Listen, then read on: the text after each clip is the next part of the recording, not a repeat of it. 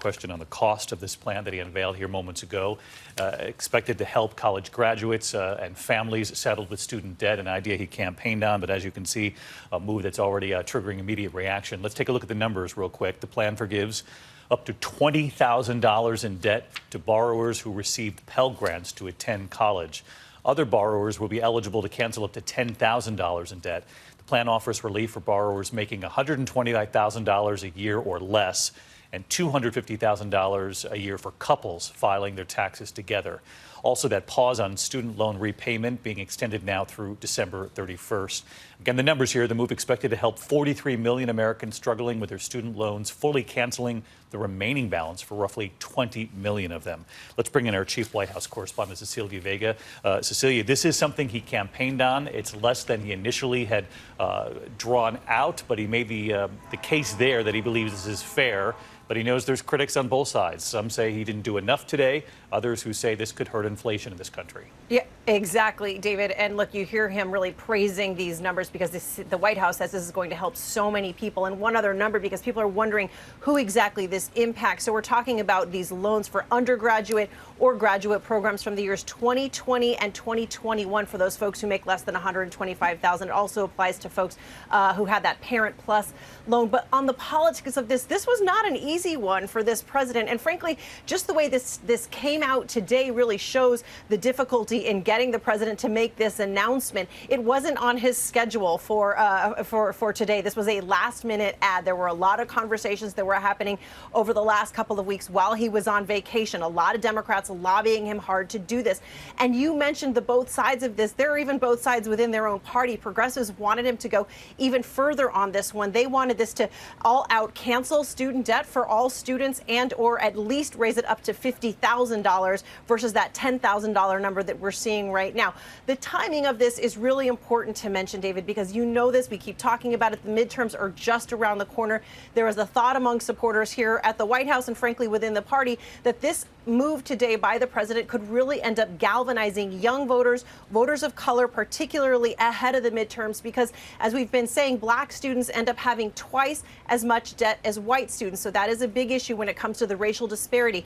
But I got to talk about Republicans in this town right now, David, because the critics are really, and the criticism, frankly, is very loud today on this one. They are calling this a handout. They are calling this a bailout. And you heard the president get a question there on the fairness of this. Even Senate Minority Leader Mitch McConnell today raised the issue of veterans. He's saying if you chose to not go to college because you couldn't afford it and you joined the armed services, how is this fair to you? How is this fair? Many Republicans are asking for those folks who didn't go to college. They're saying that this just gives an unfair advantage and is basically a political stunt by the Democrats right now. But David, I'll end on that bottom line, because the price tag is a big question going into this right now, and we don't have an exact number, but at the very least, we are looking at $300 billion to cancel so much of this student debt. All right, Cecilia Vega, live at the White House. Cecilia, thanks so much.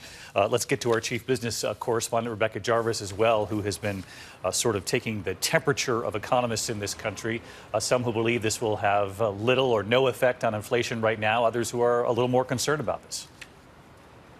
It really runs the gamut, David. And if you think about it, the question economists are asking today is, if you had your debt canceled, if $10,000 in debt you thought you would have to repay no longer exists, how would you behave differently? Would you spend more money in this economy, an economy that is grappling with 8.5% inflation, food prices up 13%, shelter costs up 5.5%, and economists are divided on how this shakes out, in part because of the fact that some of the loan repayment that has been put on hold throughout the pandemic will reignite, will re-begin at the end of this year.